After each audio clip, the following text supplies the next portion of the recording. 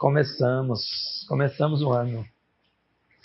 Amém, irmãos? Abra lá no livro de Apocalipse. Um tempo atrás eu até perguntei, né, sobre temas que os irmãos gostariam de compartilhar e tudo mais. E Apocalipse apareceu lá.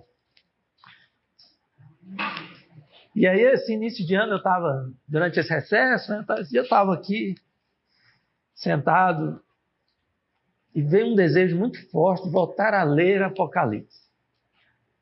Eu ainda estou tentando entender por quê. Partiu de uma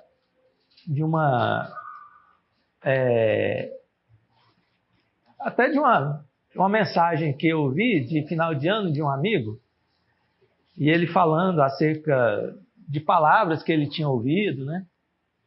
E de Deus, acerca do anticristo e tudo mais. E aí eu sei, aquilo mexeu comigo de alguma forma e eu depois me veio essa vontade de voltar a ler Apocalipse. Apocalipse é um livro...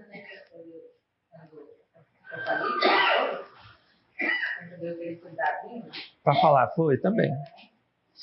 Só que aí, dessa vez, nós vamos fazer uma leitura um pouco mais livre, né? Não direcionada assim para um tema específico, nós vamos ler. Eu até comecei a ler do 6, depois voltei para o 2. Comecei a ler a respeito dos 4 cavaleiros, que eu achei interessante, né? Depois voltei um pouquinho, vamos começar das 7 cartas, que está aí no capítulo 2. A partir do capítulo 2, as 7 cartas às 7 igrejas da Ásia, né? Então, vamos começar daí e depois a gente vai ver o que acontece.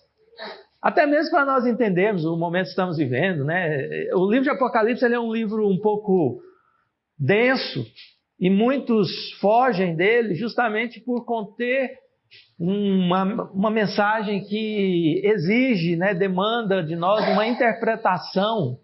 E essa interpretação, muitas vezes equivocada, ela acaba ficando truncada muitas vezes, né? E como a gente já viu tanta gente pegando o livro de Apocalipse e interpretando de maneira equivocada, né, Mirna? Tanta gente já pegou esse livro e já, inclusive, colocou data para o fim dos tempos, para o fim do mundo e tudo mais, né? A gente vai, pelo menos eu fui criando uma certa, assim, sabe, uma certa resistência. Falo assim, já tá excessiva, né?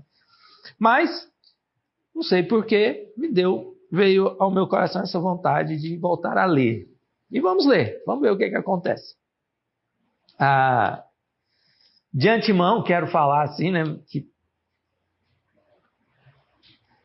depois das 7 cartas, depois entra os 4 cavaleiros, e depois vem os 7 selos, vem 7 taças, 7 trombetas, né? E eu queria dizer que nós estamos aqui ainda, viu, gente? Nós estamos aqui, nós nem começamos ainda a coisa realmente acontecer, não. Nós estamos ainda atrás, antes de todas aquilo que é descrito lá nas 3 sequências de 7 eventos, que nós vamos ler depois. Pelo menos é assim que eu entendo, né? Bom, falando das 7 igrejas, nós podemos ler esse texto pelo menos de 3 formas. Uma, olhando para o contexto da época. As 7 igrejas existiram, as cartas foram escritas para essas igrejas no contexto da época, ou seja, havia um objetivo prático para a época. Então, não foram cartas escritas para nós hoje, apenas com esse caráter profético. Não. Elas existiam, enfrentavam seus problemas e as cartas foram escritas para aquele povo, para aquela época, para aquela situação, para a instrução, orientação, exortação para o povo daquele momento ali, daquele período do tempo, né? Outra leitura é possível, embora alguns critiquem isso bastante, porque de verdade em alguns momentos fica meio forçado, é ler essas 7 cartas como sendo cada carta, cada igreja representando um período da história da instituição religiosa conhecida como igreja. Então, dentro dessa leitura, a primeira carta, que é a carta que nós vamos ler hoje, a igreja de Éfeso, essa igreja de Éfeso representaria o primeiro período da história da igreja, que seria a igreja apostólica. Aí depois vem a igreja de Esmina, representaria a igreja perseguida. Depois vem a igreja de Pérgamo, seria a igreja oficial, a igreja que Constantino fundou. E aí vai, não é? Então, é possível fazer essa leitura também. Como eu disse, em alguns momentos fica meio forçado, não encaixa bem, mas é uma leitura possível. E aí, a última igreja, que é a igreja de Laodiceia, seria a igreja, nessa leitura, seria a igreja atual, a igreja do momento, né? E que seria morna, que seria, né, sem compromisso e tudo mais. Então, é uma leitura possível. Outros entendem que cada igreja representa também, na verdade, características da vida cristã que se manifestam nos cristãos de diferentes formas em diferentes momentos. Então, tem momento, Cláudio, que você está mais parecido com a igreja de Éfeso. Tem momento que você está parecido com a igreja de Laodiceia. Tem momento que você está parecendo com Esmina. Tem momento, entende? Então, essa leitura, eu acho que ela é mais rica, porque dá para aplicar na nossa vida como igreja que somos de fato. Aí já não uma igreja, entre aspas, mas igreja que somos, já que somos templo do Espírito Santo. Então essa leitura me mostra características que nós muitas vezes temos em determinados momentos, deixamos de ter em outros momentos, passamos a buscar em ainda outros momentos. Ou seja, é uma leitura mais rica para nós. Então é dentro dessa última forma de interpretar que nós vamos ler a respeito dessas 7 igrejas. Então foram cartas enviadas a essas igrejas, né?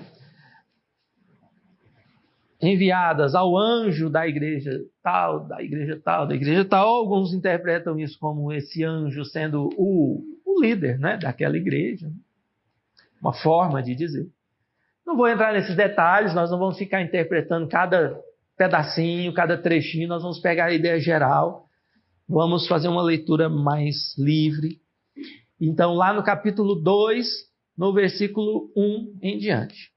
Né? Se você quer saber o que aconteceu antes, lê o capítulo 1. Né? Em casa, lê o capítulo 1 para você perceber e se familiarizar, ir se familiarizando com o livro de Apocalipse. Não vamos perder esse medo do livro, né?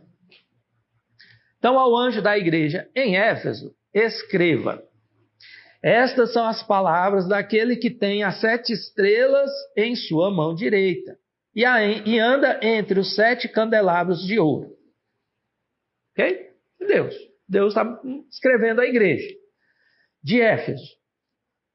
Conheço a sua... Aí ele vai dizer características dessa igreja.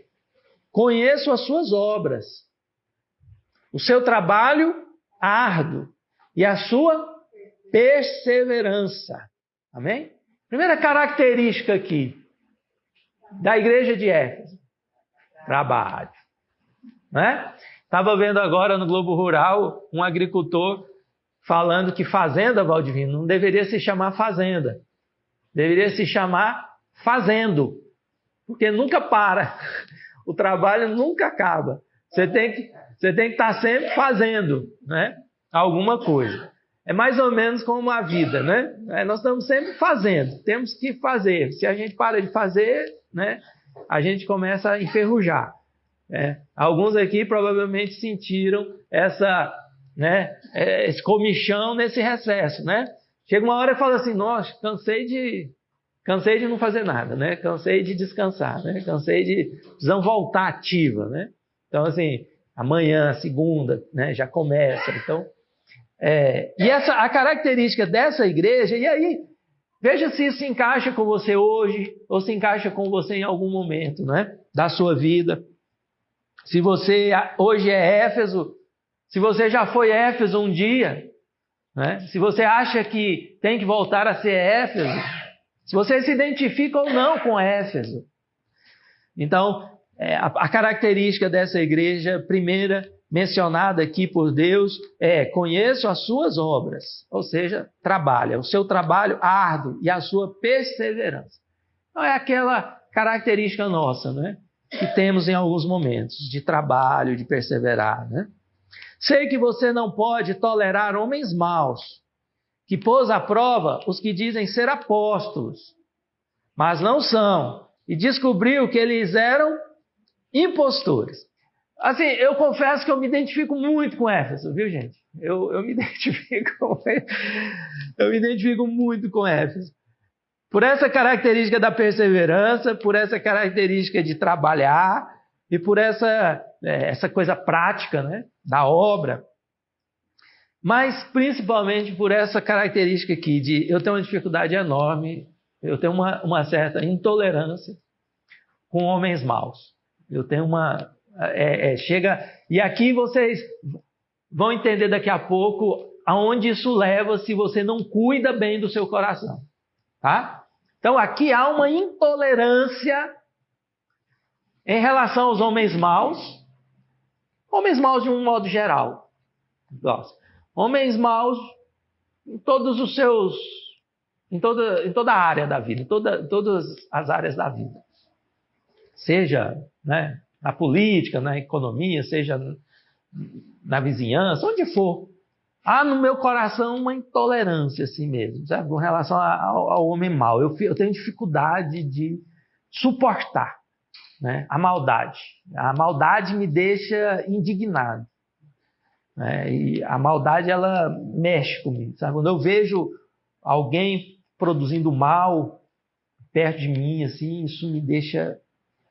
E também esses apóstolos, né? Que a gente pode espalhar para diversos aspectos, mas pessoas religiosas, né? Que se apresentam de uma forma enganosa, né? Que dizem que são quando não são. Essa religiosidade perniciosa, maligna, manipuladora, essa coisa que Éfeso parece, pelo menos nesse momento, parece que também não suportava. E colocava à prova, né? Colocava à prova dizendo assim, é mesmo? Sabe? Se é isso aí, então vamos ver se é realmente, né? Eu acho não, né? A pandemia mostrou esse lado, desmascarou muito isso para quem quis ver. Quem não quis ver, continua cego e tudo, né? Continua na mesma. Mas essa coisa, né, que se vendia e ainda se vende, né, de milagres, de curas e disso e daquilo, né? Já falamos isso aqui algumas vezes, né? Onde foram parar aquele tanto de gente que pregava e falava, né, que tinha o poder para fazer e acontecer, para curar, milagre, não sei o quê. Cadê esse povo? Para onde foi esse povo? Na época, antes da pandemia, eu já falava, por que esse povo não vai para a porta dos hospitais curar as pessoas antes delas entrarem no hospital? Já cura, já manda para casa, acabou, né? Por que para curar tem que ser na igreja fulana de tal, no horário fulano de tal, e pagando, né? Porque você ainda tem que pagar para ser curado, né? Talvez por isso, né? Por isso que tem que ser na igreja no horário tal, né? Então isso a pandemia trouxe à tona, né, isso, que na verdade não é assim, que é muita manipulação, que muita exploração da fé do outro, da fraqueza, da doença, né? Isso é maldade. E a igreja de Éfeso parece que tinha essa característica, né? Nesse momento tinha essa característica de se indignar com isso e colocar à prova tais pessoas. Tem uma história no meio cristão de que não pode falar, não pode questionar, é tocar no manto, como é que é? Cortar o manto do ungido do Senhor, uma bobageira fora de contexto, não tem nada a ver, né? Pelo contrário, olha aqui Deus falando, olha, você coloca à prova os que são impostores, os que dizem que são e não são, nós temos que fazer isso. Né? Nós somos chamados a investigar, a questionar, a colocar à prova, a dizer realmente, será que é isso mesmo que você está dizendo? Né? Nós somos chamados a isso. Isso serve nesse contexto atual nosso que vivemos no Brasil. Abrindo aqui um parênteses, mas que cabe bem, né? Às vezes eu recebo algumas mensagens, né? Na verdade eu não recebo porque as pessoas não mandam para mim, mas elas põem em alguns grupos dos quais eu faço parte e eu acabo vendo, e em um ou outro caso eu recebo. E dia desses eu recebi, né, uma mensagem dessas de política, né? E me questionando porque eu questionei uma atitude, né, de um governante, né? Eu fiquei tão frustrado por receber aquilo, porque atrás dessa ideia atrás desse questionamento está essa ideia equivocada, torpe, ignorante, atrasada, de que quem está no poder não pode ser criticado, não pode ser cobrado, que a gente tem que baixar a cabeça e ficar balançando, igual aqueles cachorrinhos que a gente compra e põe no carro, que ela fica andando assim, fica balançando, como se você questionasse, criticasse, fosse um pecado, e não é. Né? E isso não é na igreja, na instituição religiosa, porque não é porque uma pessoa ocupa um cargo, é que ela tem o direito de não ser tocado, criticado e nem nada. Isso é manipulação que vem de cima para baixo, né? Porque quem ensina isso? Quem ensina isso? É quem está em cima ou quem está embaixo? Quem está em cima. Aí quem está em cima fala assim, olha, não pode tocar no ungido do Senhor. Para quê? Para ele ficar lá em cima, fazendo o que quer, sem prestar conta para ninguém. E os de baixo acreditam nisso e ficam, é verdade, não pode tocar. E o cara está lá, ó, fazendo e acontecendo, ninguém fala nada. Resultado é isso que nós estamos vendo aí. Nunca houve tantos políticos religiosos, seja de que religião for, e nunca houve também tanto político religioso pego em flagrante cometendo as maiores atrocidades aí. E aí? Por quê? Porque vem essa ideia de que não pode falar, não pode cobrar, não pode tocar. O cara tá vendo o cara roubar, tá vendo o cara mentir, tá vendo o cara fazer, não fala nada, porque é ungido do Senhor, você não pode tocar. Então, acordem, né? Acordem. E quando é político, para completar aqui e fechar o parênteses, quando é político, você tem a obrigação, se você votou, principalmente se você votou na pessoa. Você votou na pessoa, você tem que ser o primeiro a cobrar, você tem que ser o primeiro a vigiar, você tem que ser o primeiro a questionar. As pessoas acham assim, eu votei em alguém, coloquei lá, eu tenho que apoiar em tudo que fizer. Não, eu vou apoiar naquilo que fizer certo, naquilo que fizer errado, eu vou descer o cacete. Eu que votei. Eu votei, então eu vou descer o cacete. E se eu não votei? Vou descer o cacete também. Por quê? Porque ele está me governando. Ele governa para todos, seja quem for. Né? Então essa ideia de que não posso, fecha parênteses, de que não posso tocar, não posso falar. Não. Pois é, a igreja de Éfeso aqui parece que é diferente. Parece que aqui são características positivas. Amém? Os irmãos concordam com isso? Ou não? Cuidado, não toca no ungido do Senhor. Se eu sou ungido do Senhor, ninguém fala nada. Só uma palavrinha aqui. Quem é que é ungido do Senhor? Ah, todos nós, né? Ah, bom. Não, então tá bom. E aí? Mas aí vai complicar aqui. Eu quero chegar nessa parte que complica. Por isso eu estou sendo bastante enfático nesse início, porque a situação vai complicar. Você tem perseverado e suportado sofrimentos por causa do meu nome e não tem desfalecido. É porque isso aqui é importante. Essa igreja, quando ela se coloca contra o sistema religioso, quando ela se coloca numa posição de ser diferente, de questionar, sabe? De ficar indignado, de não corroborar, sabe? De pôr o dedo na ferida, ela sofre. Concorda? Não é muito mais fácil seguir a corrente do que ir contra a corrente, né? A correnteza. É muito mais fácil, né? Poxa, está todo mundo fazendo, vamos fazer também. Né? Tá todo mundo roubando, vamos roubar também. Tá todo mundo enganando o povo, vamos enganar também. Aliás, né? Isso a gente viu aos milhares, né? Eu lembro que quando a Igreja Universal do Reino de Deus começou a explodir, né? A galera no início começava, antes dela explodir, quando ela estava iniciando, a galera olhava, né? Olhava para aquilo e falava, nossa, que absurdo, o Macedo é um corrupto, olha lá, roubando, enganando o povo, não sei o quê, não sei o quê. Quando a Universal explodiu, bum, aquela coisa toda, o que aconteceu? A galera que criticava começou a falar assim, não, assim, a gente pode, né? Vamos dizer. Aí começou a imitar. Por quê? Percebeu que dava lucro. Aí, assim, não fazia igualzinho, fazia um pouquinho diferente e falava igual está aqui escrito, olha, fazia sem assumir que fazia. Praticava a teologia da prosperidade sem dizer que estava praticando a teologia da prosperidade, mas estava, né? E como a galera foi ensinada a não questionar, não pensar, não raciocinar e não criticar, todo mundo foi sendo levado, né? Então, e quem não entra nessa onda, quem não vai nesse curso, nessa correnteza, vai nadando contra, sofre pra caramba.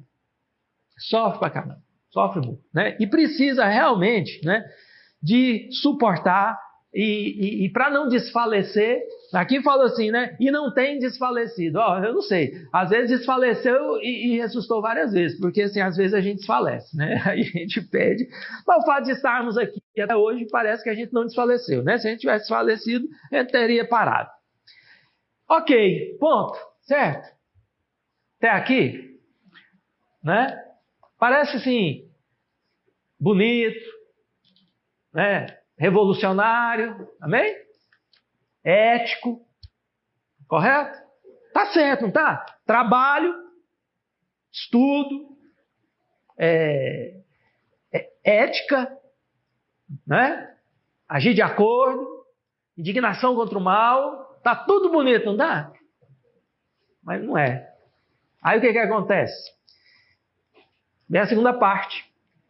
Aí a segunda parte é contra você. Vixe, lá vem. Aí você pensa, mas como que pode ter algo contra uma igreja assim?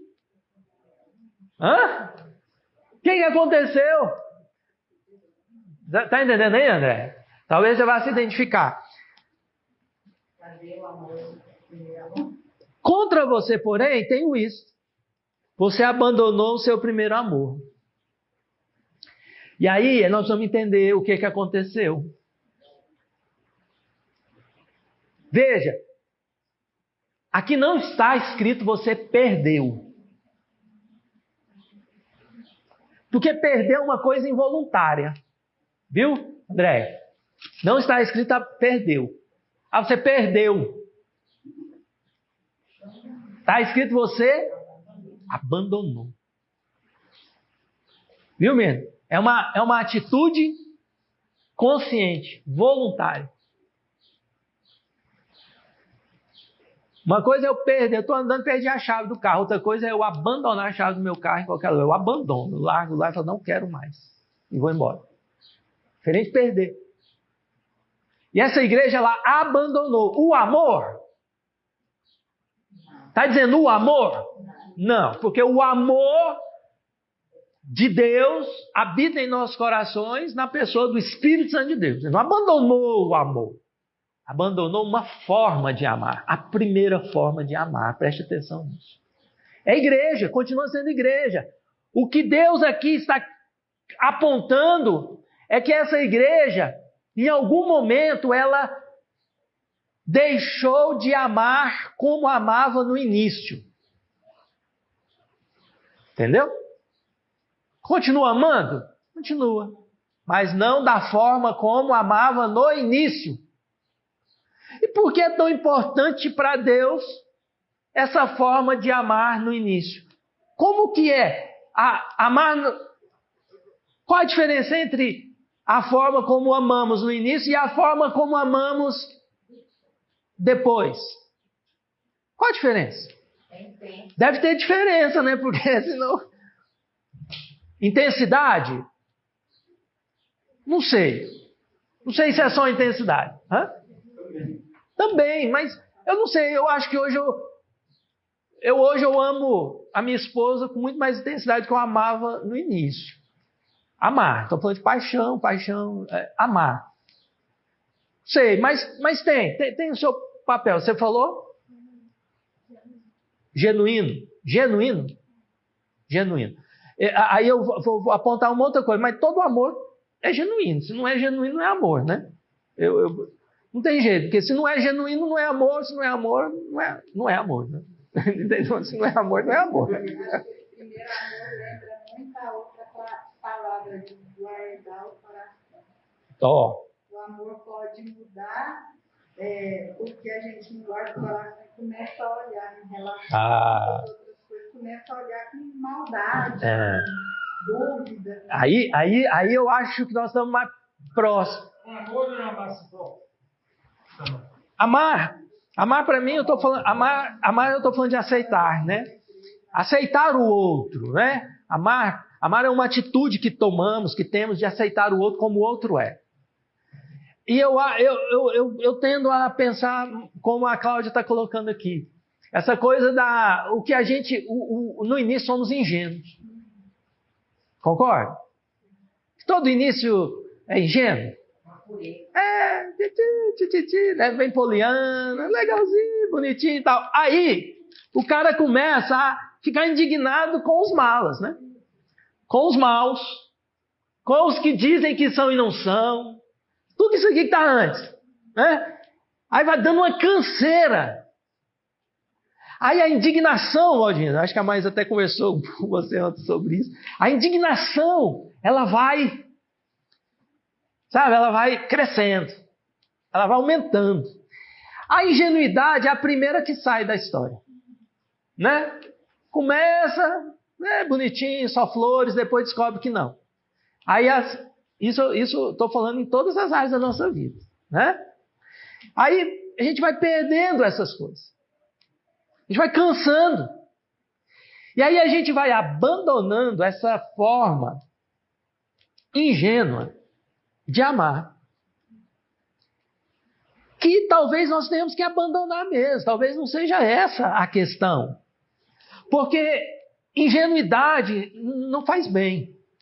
Nós precisamos ter... O que a Bíblia diz? Nós devemos ser simples como a pomba, mas astuto como a serpente. Então, assim, não dá para ser pomba o tempo todo.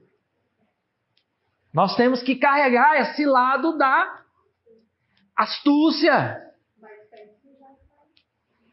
Então não é a ingenuidade que eu perco, e a gente perde, que faz Deus criticar Éfeso.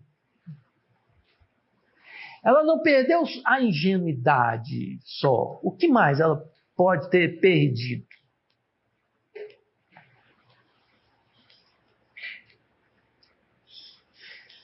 Eu acredito que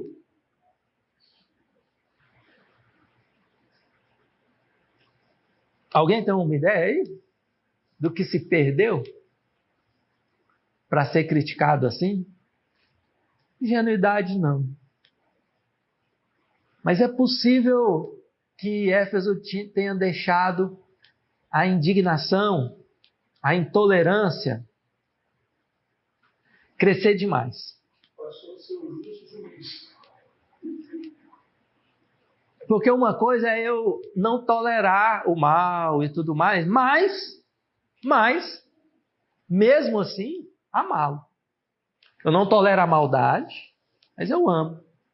E amar no contexto de aceitar. Sempre no contexto de aceitar que eu estou falando aqui. É possível eu não tolerar a maldade, mas continuar aceitando a pessoa. Chega um momento que a gente pode ultrapassar essa linha e passar a não suportar as pessoas do jeito que elas são.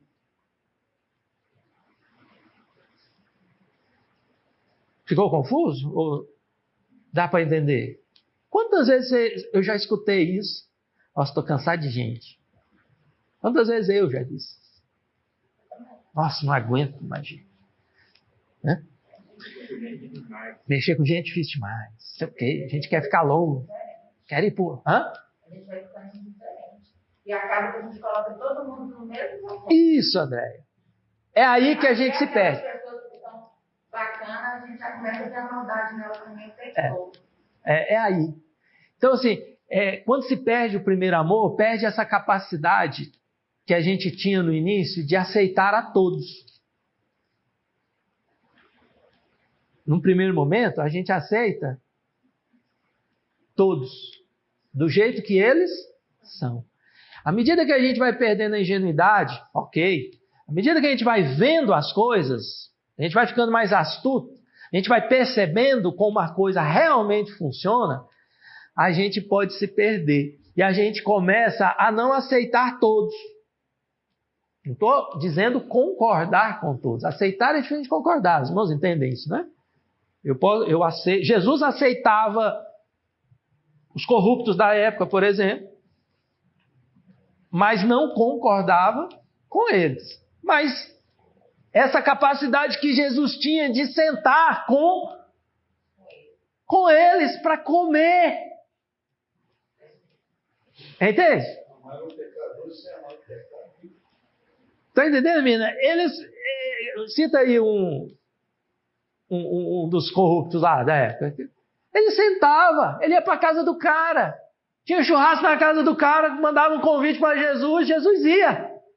Entendeu? Sentava. E não ia lá para pregar, para dar lição de moral, para pôr o dedo na cara de ninguém, não. Se surgisse a oportunidade, sim, porque Jesus aceitava o outro como o outro era, porque ele amava. Sem concordar com o que o outro fazia. Porque é assim que ele faz com você. É assim que ele faz comigo. Ele me aceita e não concorda com um monte de coisa que eu faço, mas me aceita, me ama. Então, esse é o amor. Uma característica desse primeiro amor, que quando aceitamos a todos, e depois, quando vamos amadurecendo, quando vamos clareando as ideias, quando vamos perdendo a ingenuidade e vendo o mal em todos os lugares, a gente começa então a não amar mais a todos. A gente passa a amar alguns. E que alguns são esses? Alguns que se parecem com a gente, de preferência. O que mostra um narcisismo enorme da nossa parte, né? A gente gosta daqueles que se parecem com a gente. Quem não se parece com a gente deixa pra lá. Tá entendendo, gente? O que pode ser uma interpretação bem legal de perder o primeiro amor é perder essa capacidade de amar a todos. É passar a ser seletivo no nosso amor. Entende? E amar, aqui eu estou falando de aceitar, tá bom? E aí, é interessante porque tem um lugar em que eu amo desse jeito. 2 lugares que eu amo desse jeito. Desse jeito aqui, do primeiro amor. 2 lugares. Um é aqui na estação. Aceito a todos. Todos, aceito. Não concordo com um monte de coisa, mas aceito a todos. E um lugar em que isso se manifesta de forma cotidiana é no consultório. Atravessou a porta ali, pode ser o que for lá fora. Mas atravessou a porta, sentou ali e vai iniciar um tratamento? Se eu não aceitar, e aí a gente poderia trocar a palavra amar, se eu não amar aquela pessoa que está ali, não vai rolar, não vai funcionar, né? Então ali eu consigo. Mas aí eu fui confrontado nesses dias que são só nesses dois ambientes, porque fora desses ambientes eu sou extremamente seletivo. Me tornei extremamente seletivo. Abandonei essa forma de amar, de aceitar a todos. Entende? Me percebi, me vi, e não vou falar que me vi agora não, já me percebo assim há muito tempo. Né? Como eu disse, é consciente. Não é falar para mim que você não sabe, que você não está, você sabe. Né? Eu coloquei assim, não sei que não. Não, vai selecionando, vai fora desses dois ambientes, é assim. Tem tempo para isso, Não é nem tempo não, tempo tem. Eu não quero é gastar o meu tempo com eles. Entende? Assim, quer mesmo. Vou gastar comigo. Então, vai fazendo essa seleção mesmo. Então, nesse sentido, eu sou Éfeso. Hoje eu sou Éfeso. E ontem, conversando com a Maísa, a gente até precisa mudar isso. Eu falando com ela. Deus falou comigo. Preciso deixar de ser Éfeso. Eu preciso conseguir. E eu já orei, já falei para Deus, vai ter que me ajudar. Aí é o lance de dividir o jugo lá, né? Vai ter que me ajudar, porque... Muito, Senhor. Porque para eu suportar algumas pessoas é muito difícil, né? Então, para eu aceitá-las. Né? E aí, tem uma coisa, né? Aí eu estou falando de mim, tá, irmãos? Não estou dizendo que isso acontece com todos, estou dando o meu testemunho. Estou me expondo aqui um pouco. E aí eu fui aprofundar mais nessa minha pesquisa e vendo assim, por que nesses dois ambientes eu aceito? Porque nesses dois ambientes estão pessoas que, se estão lá, é porque querem desenvolver. Entende? Querem mais. Querem crescer. O cara que paga para fazer uma terapia é porque quer. Né? Quer crescer, quer mudar, quer fazer alguma coisa. Quem não quer, 2, 3 sessões faz. Quem quer, vai embora, paga e paga, né, um preço razoável. E quem vem aqui para a estação é porque quer alguma coisa. Concorda? Quer de alguma forma aumentar, melhorar, crescer, sei lá. Porque olha para o lado, irmão. Não tem nada. Isso é uma casa, isso é um salão no fundo de uma casa, num setor que não é tão próximo assim do centro. Não tem fumacinha, não tem dança, teatro, não tem nada. O povo nem veste roupa decente para o culto. Então, se está aqui... outra coisa. A gente não vende milagre. Não faz promessa de prosperidade para ninguém. Ou seja, não tem profetada. Não tem Shibalaia, eis que te digo. Não tem. Então por que está aqui? É alguma coisa. Né? Então eu descobri que eu consigo amar quem quer crescer. Mas quem não quer, eu tenho muita dificuldade de amar. Isso aí você descobriu agora? É.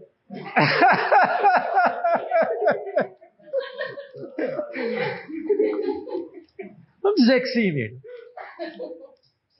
Quem não quer? E aí, falando de aceitação, né? Eu tenho muita dificuldade de aceitar, de conviver, de gastar tempo, de estar junto com quem não quer nada com a vida.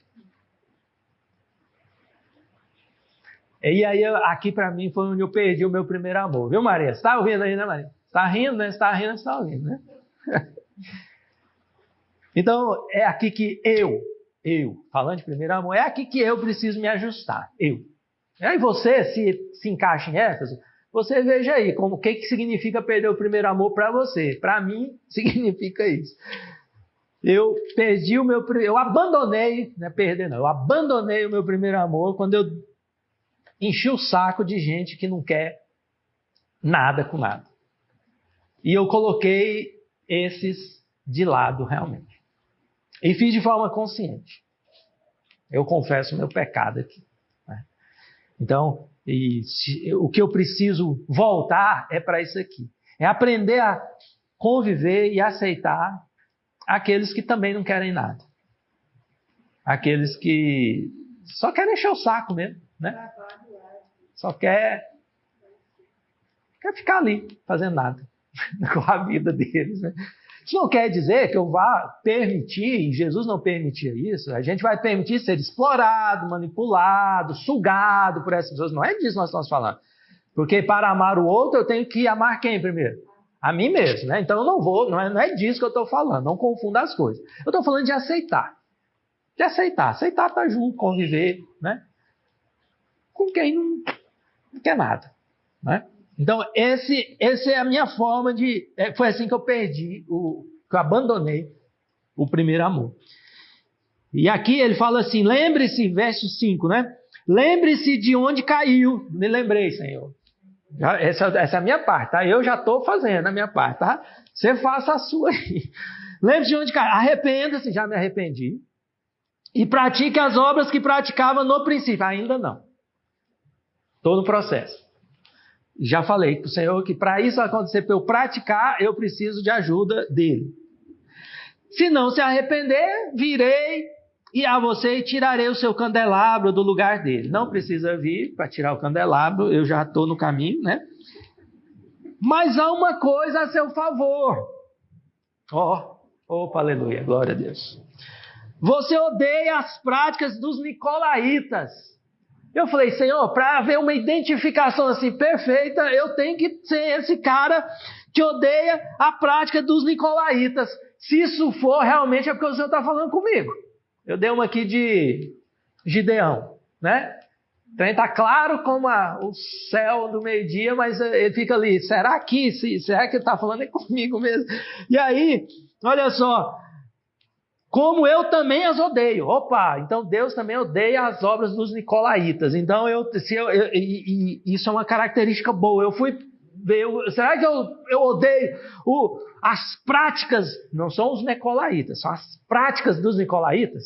Porque amar, né? A gente tem que amar até os nicolaítas, né? Os que praticam as práticas dos nicolaítas, eu fui ver o que são, eu já sabia, mas eu falei, não, eu vou pesquisar mais, né, para ver, né, se é isso mesmo, né? O que são as práticas dos nicolaítas? Alguém faz ideia do que são as práticas dos nicolaítas?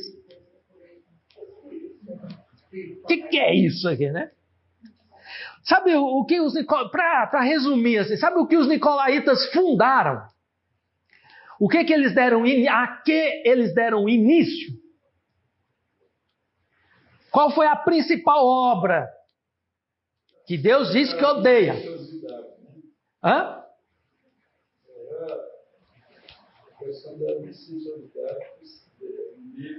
Não é o principal, Valdir. Mas não é o principal. Quando Deus está falando das obras dos nicolaítas, o principal não tem nada a ver com essa questão moral. Tem a ver com o clericalismo.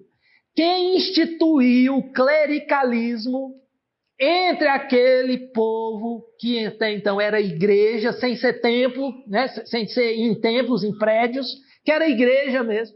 Quem institui o clericalismo e começa a dizer que um é maior do que o outro, porque até então um tinha uma função que exigia uma responsabilidade que o colocava para cuidar de outros, mas era só uma função, todos eram iguais. Se você olhar lá no início, na igreja primitiva, se você for lá no concílio de Jerusalém, quando você vai lá olhar em Atos, você vai ver que tinha Pedro, tinha apóstolo, tinha diácono, tinha não sei o que, mas o que não tinha era o clericalismo.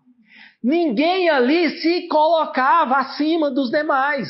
tinham funções diferentes, tinham responsabilidades diferentes, mas ninguém ali era, por exemplo, considerado ungido do Senhor, intocável, que não podia ser questionado e coisas do tipo.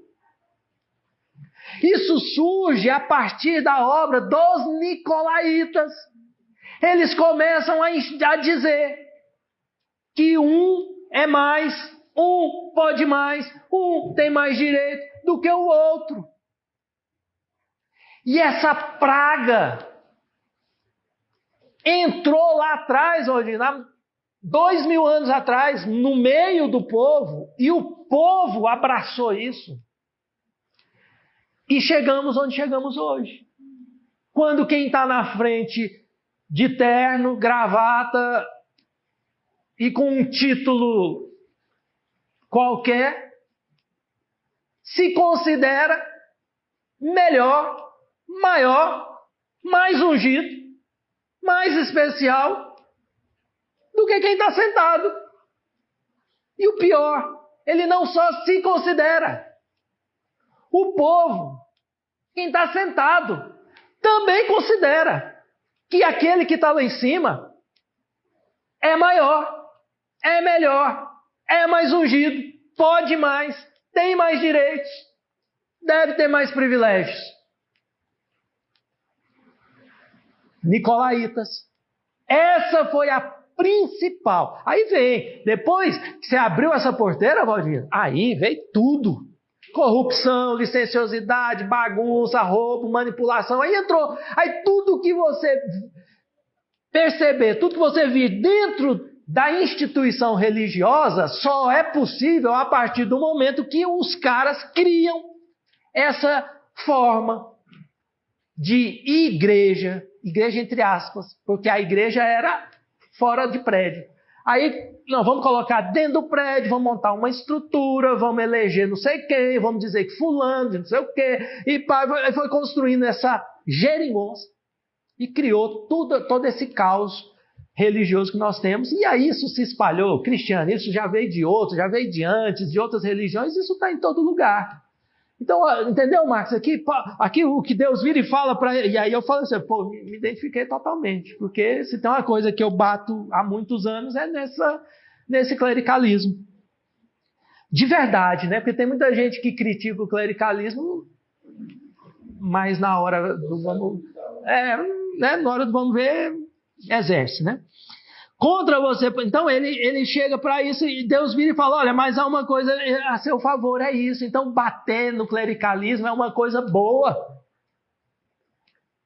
Esse é o rei no clericalismo mesmo. Quando eu chego aqui de manhã, irmãos, e eu olho para a cara de um, olho para a cara e falo assim, quem vai abrir a nossa reunião hoje? É um tapa no clericalismo. Os irmãos entendem isso? Que é uma forma de dizer assim, qualquer um, todos nós somos iguais, então se somos todos iguais, qualquer um pode pegar e abrir, pode falar, pode... Se você chegar aqui um dia, mesmo eu tendo preparado, porque eu tenho sempre algo preparado, você chegar aqui um dia e falar assim, Marcos, hoje eu quero falar, hoje eu quero partilhar a palavra. Ué, você vai falar. E se falar ABC, fala ABC, a gente corrige. Né? Então, não tem problema. A chance de falar alguma coisa equivocada existe para qualquer um. Para qualquer um. Então a gente vai corrigindo, vai fazendo ajustes. Então não precisa ter medo. Todos aqui são ungidos do Senhor, todos carregam em si, todos são reis e sacerdotes, todos carregam o Espírito Santo dentro de si. Todos nós podemos exercer as funções que nos são destinadas dentro do corpo de Cristo, no mundo. Todos aqui são sal da terra, todos somos iguais. Então, pregar isso, viver isso, é de acordo com o que eu estou lendo aqui, parece ser uma coisa a nosso favor, e não contra nós. Né? Eu já fui chamado de muitas coisas dentro desse sistema. Né? Rebelde, não sei o que lá, porque eu me voltava contra isso. Porque eu não via na Bíblia isso. E eu estou aqui bem amparado pelo Espírito de Deus aqui. Olha, aquele que tem as 7 estrelas em sua mão direita e anda entre os 7 candelabros de ouro. É esse que está do meu lado. quando eu me volto contra a obra dos nicolaítas. Amém? E aí o final é: aquele que tem ouvidos, ouça. Ou eu tenho ouvidos, ouvi. O que o Espírito diz às igrejas. O vencedor. Quem é o vencedor? Aquele que escuta. Diga, para ser vencedor, eu tenho que ouvir. Amém? Então, ao que tem ouvidos, ouça. Então, o vencedor que é aquele que escuta e muda. Sim, sim. Sim, lógico. Mas primeiro eu preciso ouvir. Tem gente que a gente resiste já de saída, é não escutar, é não ouvir. A fé vem pelo ouvir a palavra. Eu corto logo a audição, porque aí já não gera fé e não gera nada, pronto, morreu o assunto. Então, primeiro ouvir. Aos que têm ouvidos, ouçam o que o Espírito diz às igrejas. Ao vencedor darei o direito de comer da árvore da vida que está no paraíso de Deus. O que isso significa? Um monte de coisa e tudo que eu disser aqui será apenas suposição, porque eu já carrego dentro de mim o Espírito Santo de Deus. Então não dá para dizer que é salvação. Amém? Aí é uma interpretação muito ruim. Não é que ao vencedor ele vai ser salvo. Ele vai comer da árvore da vida, não. Comer da árvore da vida aqui tem um sentido que eu acredito ultrapasse muito a minha capacidade de compreender. Mas deve ser algo muito bom. Concorda? Concorda, Marcos? Porque lá no início, Adãozinho, Eva, diante de duas árvores, a árvore da vida, a árvore do conhecimento do bem e do mal, eles escolheram comer da árvore do conhecimento do bem e do mal, não comeram da árvore da vida. E aqui está dizendo a igreja de Éfeso que se ela escutar e mudar, ela vai comer aquilo que Adão e Eva não comeram, e consequentemente nenhum de nós. Então o que significa? Eu vou descobrir. Dia que eu chegar no paraíso, porque ela está no paraíso, eu não estou no paraíso, eu estou aqui no semi-inferno, que é a terra. Quando eu chegar no paraíso, eu vou lá na árvore da vida. E eu vou chegar lá com a minha carteirinha, de pastor? Não. Eu vou chegar lá com a minha pedrinha, com o meu nomezinho lá, Vou receber um novo nome. Vou dizer: o senhor disse que eu teria direito de comer da árvore da vida. Eu fui lá, eu ouvi e eu voltei a amar os chatos, os que não sei o quê. Eu tenho direito agora de comer da árvore da vida, e vou comer. Aí eu vou descobrir o que significa isso, amém? Até lá, eu fico só na imaginação e você fica na sua aí. Amém, irmãos? Quando ele fala com direito, se você não se arrepender, tirar seu candelabro do seu lugar, por que isso? Pois é. Ou esse também você não sabe? Não, a gente, o candelabro, aí a gente tem que ir para a interpretação lá do que significava o candelabro, Mas é uma forma bem rasa, bem equivocada, é falar assim que eu vou tirar o espírito de você. Então, está falando da igreja, Está falando aqui de um corpo. O que acontece quando a gente... Vamos olhar para nossas vidas.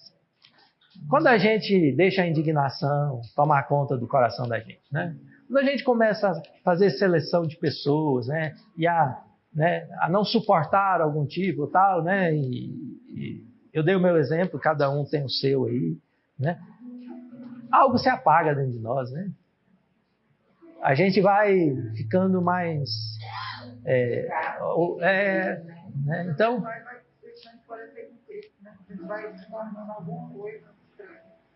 entendeu? Então, assim, alguma coisa esfria, alguma coisa... São figuras de linguagem, que são metáforas, são metáforas, Então, assim, a gente vai perdendo, A Glenda. Glenda? Me lembra muito a parábola do semeador. Bastante. Que o coração não seca, que não se deixa florescer. E aí me traz até a lembrança da árvore da vida.